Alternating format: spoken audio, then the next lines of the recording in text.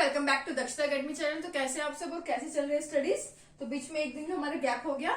तो last video में हमने कवर किया था रेस्पिरेटरी सिस्टम, श्वसन तंत्र का हमने एक वीडियो कवर कर चुके हैं, जिसमें हमने देखा था कि रेस्पिरेटरी सिस्टम का कैसा स्ट्रक्चर होता है। ह्यूमन रेस्पिरेटरी सिस्टम का कौन कौन से ऑर्गन होते हैं जो मिलकर रेस्पिरेशन का काम करते हैं, वो सब हमने डिस्कस कर लिया था।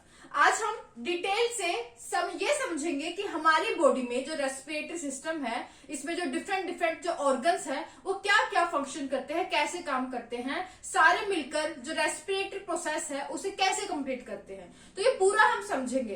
तो अगर आपने मेरी लास्ट वीडियो नहीं देखी है डायग्राम वाली, तो मैं आपसे एक बार यही मेरी आपसे सजेशन है, ऑर्डर तो नहीं कर सकती, सजेशन यही है कि एक बार उस वीडियो को जरूर देख लेना, क्योंकि उसमें पूरा स्ट्रक्चर मैंने बताया है। तो क्योंकि अभी मैं सिर्फ आपको नाम बोलूंगी, जैसे मैं बोलूंगी ट्रैकिया, वायु नली, उसका क्या, कहाँ थी वो, कहाँ होती है, कैसा उसका स्ट्रक्चर होता है, ये आपको उसी टाइम याद आ जाएगा अगर आपने वो वीडियो भी मेरी देखी है। तो आप वो वीडियो जरूर देखिएगा और उसका लिंक मैं नीचे डिस्क्रिप्शन में भी दे दूंगी, आप वहां से भी वो वीडियो देख सकते हैं। शुरू करते हैं। तो रेस्पिरेटरी सिस्टम, आज हम समझेंगे कि रेस्पिरेटरी सिस्टम कैसे काम करता है और साथ में जो रेस्पिरेशन है, जो ये श्वसन जो टर्म है, ये आखिर होती क्या है, ये सब हम समझेंगे। तो एक बार मोटा मोटा रिवाइज कर लेते हैं रेस्पिरेटरी सिस्टम के स्ट्रक्चर के बारे में। हमने देखा था कि आपका जो है नाक से जो है हम ऑक्सीजन लेते हैं, यानी कि वायु जो है हमारे नोज से एंटर करती है। फिर ये आपकी फायरिंग्स आती है जो डिवाइड करती है, जो फायरिंग से आपका जो एयर है नीचे ट्रैकिया वायु नली में आ जाता है, और ये वायु नली जो है आपके आगे थोरेसिक कैविटी वक्ष गुहा में आके दो पार्ट में डिवाइड हो जाती है, और यहाँ पर आपके दो लंग्स जो है आपके बन जाते हैं। और ये जो लंग्स है, फेफड़े हैं, इसमें जो आउटर कवरिंग होती है वो आपकी क्या कहलाती है, प्लूरल मेम्ब्रेन कहलाती है। और ये जो आपका ट्रैकिया है दो भागों में डिवाइड हो जाता है। ये सब मैं पहले पूरा डिटेल से डायग्राम के साथ पिछली वीडियो में करा चुकी हूँ, ये मत बोलिएगा कि आप कैसे रफली पढ़ा रहे हैं, सिर्फ यहाँ पे मैं आपका रिवीजन एक बार दोबारा से करा रही हूँ। तो ट्रैकिया आपका थोरेसिक कैविटी वक्ष गुहा में दो पार्ट्स में डिवाइड हो जाता है। ये आपका क्या कहलाती है, लेफ्ट ब्रोंकाई और राइट ब्रोंकाई, जिसे हम हिंदी में क्या कहते हैं, श्वसनी। श्वसनी दो श्वसनियों में डिवाइड हो जाता है, और ये आगे जो है कई पार्ट्स में जो है आपका डिवाइड हो जाती है। ये जो नली है कई छोटी छोटी ब्रोंकियोल्स या श्वसनिकाओं में जो है आपका डिवाइड हो जाती है। तो छोटी छोटी श्वसनिकाओं में दोनों लंग्स में ये जो नली है आपका डिवाइड हो जाएगी, और एंड में ये क्या बना लेती है, आपका ग्लोब्यूल शेप जो है, एल्वियोलाई जो है ये पाई जाती है दोनों लंग्स में। और ये जो एल्वियोलाई है, कुपिका जिसे हम हिंदी में कहते हैं, ये मेन रोल निभाती है रेस्पिरेशन में, जिसका मेन काम क्या है कि जो हम ऑक्सीजन ले रहे हैं उस ऑक्सीजन को, इसके नीचे क्या होगी, ब्लड वेसल होगी, उस ऑक्सीजन को इस ब्लड वेसल को दे दे, जो वहां पे ब्लड वेसल है, रक्त वाहिकाओं में ब्लड है, उसको ऑक्सीजन दे दे, और वहां से जो CO2 है वो ये अपने वापस लेके दोबारा से आपका ट्रैकिया के थ्रू बाहर हमारा निकल जाता है। तो ये हमने रेस्पिरेटरी सिस्टम का एक डायग्राम जो हमने कवर किया था। तो आई होप आपको एक बार रिवीजन हो गया होगा जिसने वीडियो देखी थी। अब हम मेन टॉपिक पर आज के आते हैं कि आखिर ये रेस्पिरेटरी सिस्टम क्या है, क्या होता है रेस्पिरेशन। आपसे पूछूं तो क्या है रेस्पिरेशन या श्वसन का प्रोसेस, तो मैक्सिमम लोग बोल देंगे कि ऑक्सीजन लेने की प्रक्रिया और CO2 बाहर निकालने की प्रक्रिया को हम क्या कहते हैं, रेस्पिरेशन कहते हैं। तो ये जो अगर आप डेफिनेशन देते हैं कि ऑक्सीजन लेना और कार्बन डाइऑक्साइड बाहर निकालना, तो ये आपकी पूरी जो है डेफिनेशन नहीं है रेस्पिरेशन की, या श्वसन की जो है आपकी पूरी डेफिनेशन नहीं है। तो क्या होता है रेस्पिरेशन या श्वसन, क्या होता है, तो चलिए समझते हैं। तो नोज के थ्रू जो है आप क्या करते हैं, एयर लेते हैं, ऑक्सीजन आपने ली, और वो ऑक्सीजन जो है आपके फायरिंग्स यानी कि जो आपकी ग्रसनी है, फायरिंग्स से होते हुए आपके रेस्पिरेटरी सिस्टम यानी कि कहां पर एंटर करेगी, ट्रैकिया में एंटर करती है। ट्रैकिया जिसे हम हिंदी में क्या कहते हैं, वायु नली। वायु नली, और इस ट्रैकिया में कई सी शेप की जो होती है उपास्थ्य वलय होती है, कार्टिलेजिनस रिंग्स होती है। ये आपका अगर ट्रैकिया है तो उसमें सी शेप की जो है ये वलय होती है, रिंग होती है, एक कार्टिलेज की बनी होती है। इनका मेन काम क्या होता है, ये जो है अगर आपके ट्रैकिया में किसी टाइम अगर वायु नहीं है, एयर नहीं है, तो एयर नहीं होगी तो ये क्या होगी, वॉल आपस में चिपक जाएंगी। लेकिन ये जो उपास्थि वलय है, कार्टिलेज की जो रिंग्स है, ये इन वॉल्स को आपस में चिपकने नहीं देती जब यहाँ पर एयर नहीं होगी। तो ये इसका मेन काम है आपका ट्रैकिया में कार्टिलेजिनस रिंग्स का या उपास्थि वलय का। एयर आपके यहाँ पे ट्रैकिया में आ गई, ट्रैकिया से होती हुई आपकी लंग्स में एंटर करेगी। लंग्स में आपका ट्रैकिया दो पार्ट्स में डिवाइड करता है, ब्रोंकाई, दो ब्रोंकाई में डिवाइड किया, और जो ये दो ब्रोंकाई हैं आगे कई पार्ट्स में डिवाइड होते हुए, और लास्ट में क्या आपका दे देती है, ये आपका आ जाता है कुपिका एल्वियोलाई, जो कि ग्लोब्यूल शेप होती है। यहां पर लास्ट में आपकी जो ये ऑक्सीजन थी आपकी पहुंचती है। अब यहां पर आकर ऑक्सीजन क्या करेगी, मान लीजिए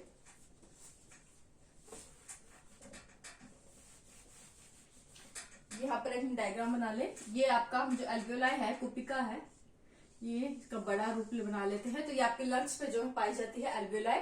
इस एल्वियोलाई सबसे पहले तो इसकी जो मेम्ब्रेन होती है बहुत पतली होती है, ताकि जो गैसियस एक्सचेंज है, गैसों का आदान प्रदान है, उसमें हेल्प हो सके। और उसके ठीक नीचे क्या होती है, कई सारी जो है ब्लड वेसल्स होती है, रक्त वाहिकाएं होती है, और इनमें क्या होता है आपका ब्लड। और इस ब्लड में जो ज्यादा मात्रा में आपकी कौन सी गैस पाई जाती है, CO2। और हमारे एल्वियोलाई के पास क्या है, हमने क्या ली है, ऑक्सीजन, और ऑक्सीजन आपकी एल्वियोलाई के पास आती है, और ऑक्सीजन जो है आपका एल्वियोलाई के पास इसकी मैक्सिमम कंसंट्रेशन होती है।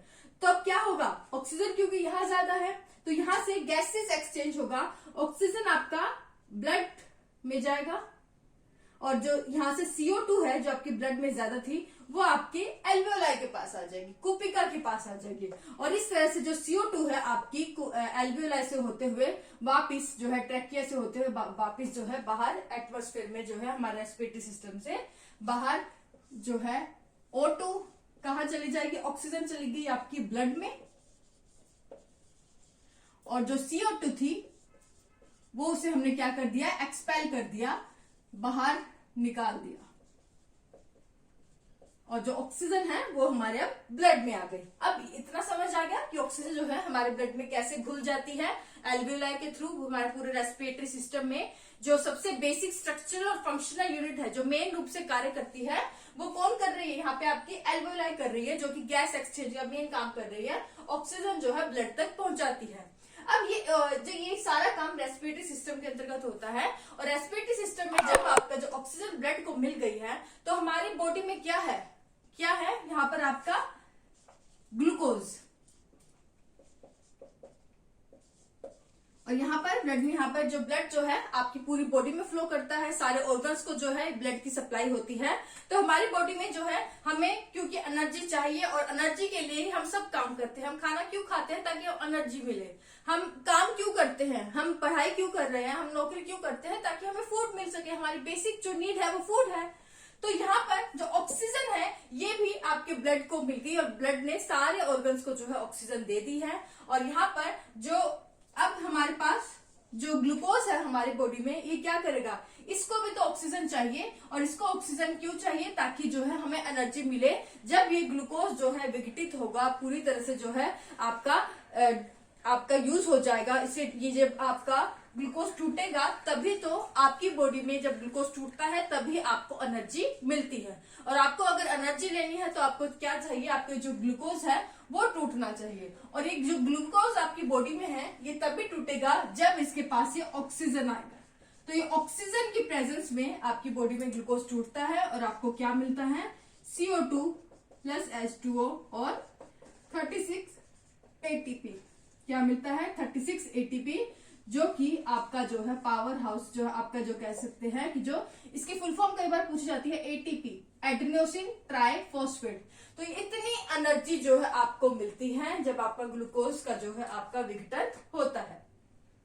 तो ये आपको याद रखना है, CO2 फिर से ब्लड में जाएगी, तो CO2 इसी प्रोसेस से जो है आपका बाहर निकल जाएगी। और यहाँ से एनर्जी जो मेन आपको याद रखना है, क्वेश्चन अगर आया तो आपको यही आपका आता है कि जो रेस्पिरेशन के दौरान जो आपको एनर्जी मिलती है, कितनी मिलती है, 36 ATP। अब शुरुआत में आए क्वेश्चन हमारा था कि रेस्पिरेशन या श्वसन होता क्या है।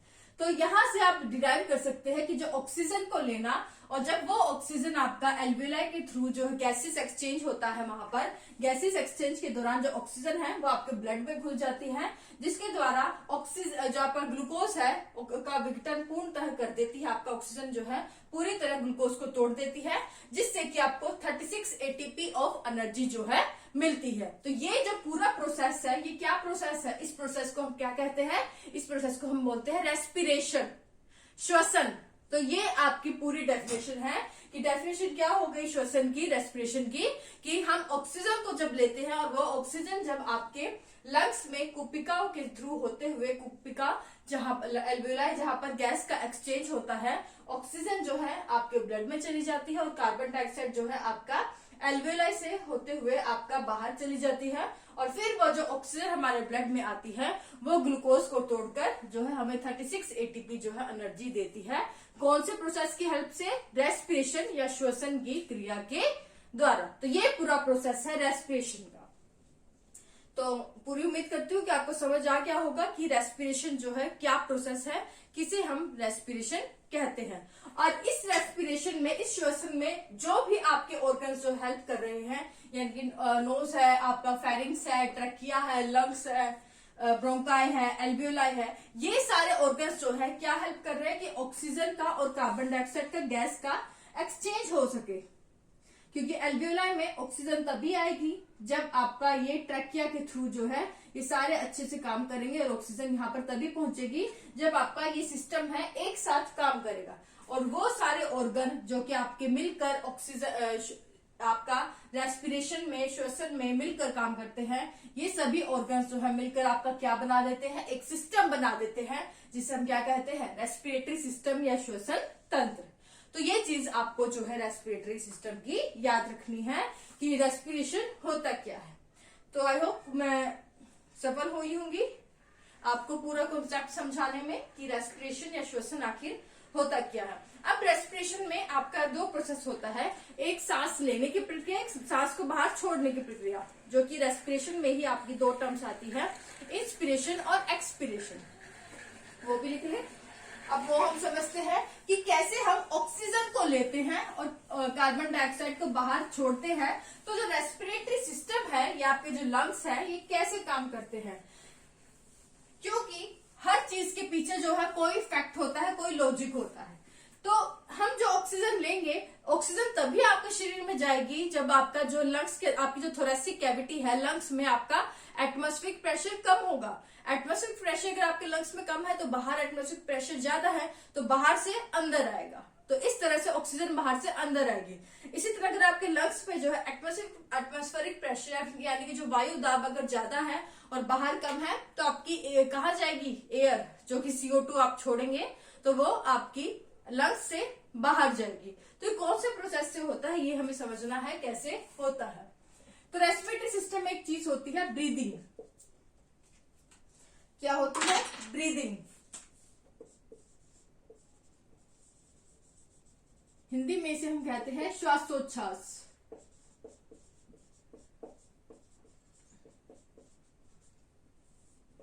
इसमें दो चीजें होती है आपकी, एक होता है इंस्पिरेशन, सांस लेने की प्रक्रिया, जिसमें हम ऑक्सीजन को लेते हैं, और एक्सपिरेशन, सांस जिसे हम कहते हैं नॉर्मल लैंग्वेज में सांस छोड़ने की प्रक्रिया, जिसमें हम CO2 को जो है बाहर निकाल देते हैं। अब ये कैसे होता है, कौन क्यों होता है, क्या इसके पास लॉजिक है, ये हम समझते हैं। तो यहां पर एक रफ सा डायग्राम बना लेती हूं मैं।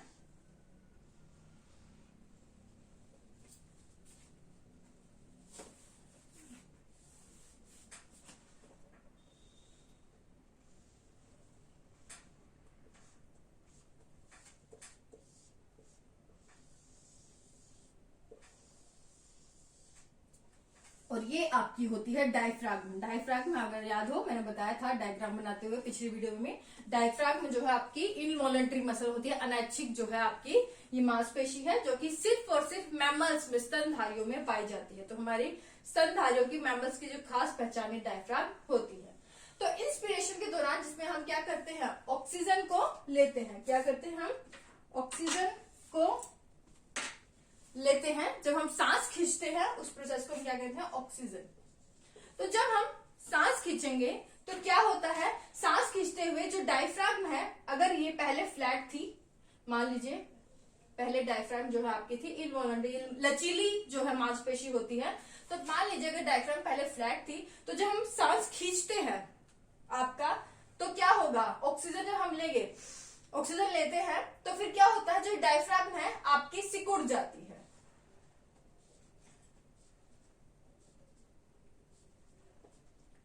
क्या होगा, सिकुड़ जाएगी। सिकुड़ जाने से ये क्या होगी, ये आपकी ऊपर की ओर आ जाती है। इस पहले फ्लैट थी डायफ्राम और ये अब आपकी जो है सिकुड़ जाएगी, आपकी मुड़ जाएगी।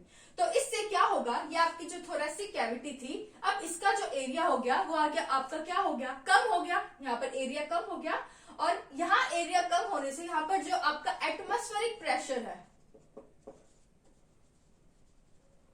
जिसे हिंदी में क्या कहते हैं, वायु दाब जो है वो क्या हो जाएगा, कम हो जाएगा।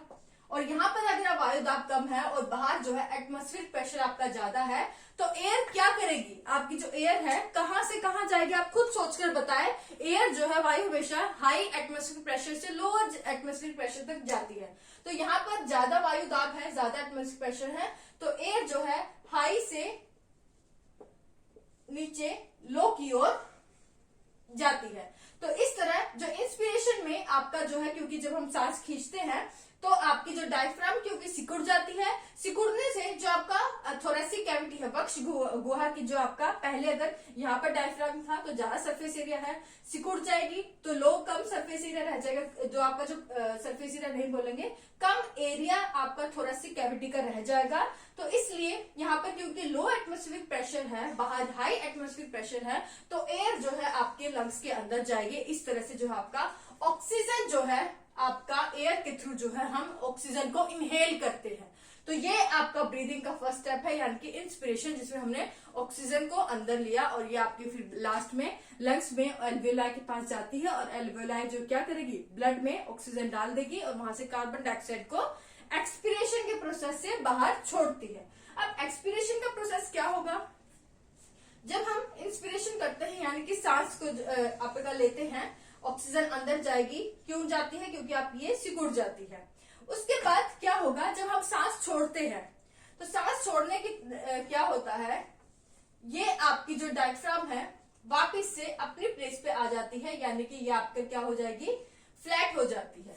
और फ्लैट हो जाने से क्या हो जाता है, क्योंकि ये आपकी जो थोरेसिक कैविटी थी, वक्ष गुहा था, अब इसका जो वो एरिया होगा, ये क्या होगा, अब इसका बढ़ गया, पहले इतना था तो लेकिन अब इसका एरिया ज्यादा हो गया है। और यहाँ पर क्योंकि हमने इंस्पिरेशन के दौरान, एक्सपीरेशन से पहला प्रोसेस किया था, इंस्पिरेशन था, जहां पर ये आपकी सिकुड़ गई थी। सिकुड़ने के दौरान जो आपकी एयर है, क्योंकि आपकी थोरेसिक कैविटी में आ गई थी, तो यहाँ पर जो है काफी एटमॉस्फेरिक प्रेशर जो है आपका बन जाता है और डायफ्राम भी जो है आपकी नीचे आ जाती है, बिल्कुल फ्लैट हो जाती है, जिससे क्योंकि यहाँ का जो एरिया है अब बढ़ गया है, वॉल्यूम जो है एयर का अब ज्यादा हो गया है। तो यहाँ पर अब क्या होगा, क्योंकि यहाँ पर अब ज्यादा एटमॉस्फेरिक प्रेशर है, एटमॉस्फेरिक प्रेशर अब क्या होगा, क्योंकि यहाँ पर ज्यादा हो जाएगा कंपैरेटिवली बाहर के, तो इसलिए अब एयर कहाँ जाएगी, आपकी जो यहाँ पर हमने एयर जो आपका ऑक्सीजन आ गई थी पहले इस प्रोसेस के थ्रू, यहाँ पर एल्वेलाई ने क्या किया था, ऑक्सीजन ब्लड को दे दिया और यहाँ से जो कार्बन डाइऑक्साइड अब वापस ले ली। अब कार्बन डाइऑक्साइड वापस आपकी बाहर जाएगी एक्सपीरेशन के प्रोसेस के थ्रू, क्यों, क्योंकि यहाँ पर अब एटमॉस्फेरिक प्रेशर जो आपका ज्यादा हो गया है, क्योंकि डायफ्राम नीचे चला गया, आपका यहाँ पर एरिया ज्यादा हो गया, एयर ज्यादा हो गई है, ज्यादा वैसी एयर जिसमें अब CO2 ज्यादा है। तो यहाँ से एयर क्या करेगी, क्योंकि यहाँ पर एटमॉस्फेरिक प्रेशर ज्यादा है तो ज्यादा से कम की ओर जाएगी। तो ये एयर जिसमें CO2 ज्यादा है वो आपके जो है लंग्स से ट्रैकिया के थ्रू होते हुए वो आपका बाहर चली जाएगी, जिसे हम प्रोसेस बोलते हैं एक्सपीरेशन, यानी कि सांस छोड़ने की प्रक्रिया, जिसमें आपकी CO2 को जो है हम एक्सपेल कर देते हैं बाहर एयर में। तो ये दो टर्म्स आपकी कहलाती है ब्रीदिंग, श्वासोच्छ्वास, जिसमें सांस लेने की प्रक्रिया आपकी ऑक्सीजन को लेते हैं और छोड़ने की प्रक्रिया में हम कार्बन डाइऑक्साइड को बाहर छोड़ते हैं। तो ये आपका एक टिपिकल जो फैक्ट है, जो आपका पॉइंट है, जो कि रेस्पिरेशन में आपका काम करता है, कि रेस्पिरेशन में जो सबसे मेन जो इम्पोर्टेंट पॉइंट है वो आपका ब्रीदिंग का ही है। क्योंकि इसमें हम सांस लेते हैं, बाहर छोड़ने की जो प्रक्रिया है वो आपका ब्रीदिंग कहलाती है, जो कि अटमोस्ट इम्पोर्टेंट पार्ट है आपका रेस्पिरेशन का। तो आई होप आपको समझ आ गया होगा कि कैसे हम सांस लेते हैं। सांस हम जो आपका ऑक्सीजन क्यों एंटर करती है, ऑक्सीजन तभी एंटर करती है जब अंदर जो है आपका एटमॉस्फेरिक प्रेशर लो हो। तो हाई से लो एटमॉस्फेरिक प्रेशर में ऑक्सीजन आती है। जब यहाँ पर ऑक्सीजन आपका जो है एटमॉस्फेरिक प्रेशर ज्यादा हो जाएगा, क्योंकि यहाँ पर ज्यादा CO2 हो गई, जो ऐसी एयर जिसमें CO2 ज्यादा है, तो यहाँ क्योंकि एयर ज्यादा है फिर बाहर कम है, तो यहाँ से एयर हाई एटमॉस्फेरिक प्रेशर से जो है बाहर की ओर जाएगी, जिससे कि आपका जो है क्या होगा, एक्सपीरेशन का प्रोसेस होगा, बाहर सांस छोड़ने की प्रक्रिया, जिसमें आप CO2 को बाहर छोड़ देते हैं। तो ये था आपका पूरा प्रोसेस जो है कि कैसे रेस्पिरेशन, कैसे ब्रीदिंग प्रोसेस आपकी बॉडी में होता है। तो आई होप मैं पूरी सफल हो पाई होंगी आपको पूरा समझाने में ये प्रोसेस कि कैसे ये सिस्टम जो है काम करता है। एक बार मेरे कहने से वो वीडियो जरूर देखिएगा। इस वीडियो के देखने से पहले अगर आपने कोई नहीं मेरे साथ वीडियो देख ली कोई बात नहीं, लेकिन एक बार अगर आपने मेरी लास्ट वीडियो नहीं देखी है रेस्पिरेशन की, जिसमें मैंने डायग्राम समझाया है, वो वीडियो जरूर देखिएगा, क्योंकि वो अगर आप देखकर उसके बाद ये टॉपिक करेंगे आपको और अच्छे से वीडियो समझ में आएगी, और उसके बाद आपका ये टॉपिक पूरी अच्छी तरह से आपको समझ भी आ जाएगा, आपका कोई क्वेश्चन गलत नहीं होगा। तो आज के लिए बस इतना ही। वीडियो अगर अच्छी लगे तो प्लीज लाइक जरूर कर दिया करें, ज्यादा से ज्यादा वीडियो को शेयर करें, अपने फ्रेंड्स के साथ शेयर कर दे, और चैनल पर नए हैं तो सब्सक्राइब जरूर कर लें। आज के लिए बस इतना ही। Thank you so much, take care.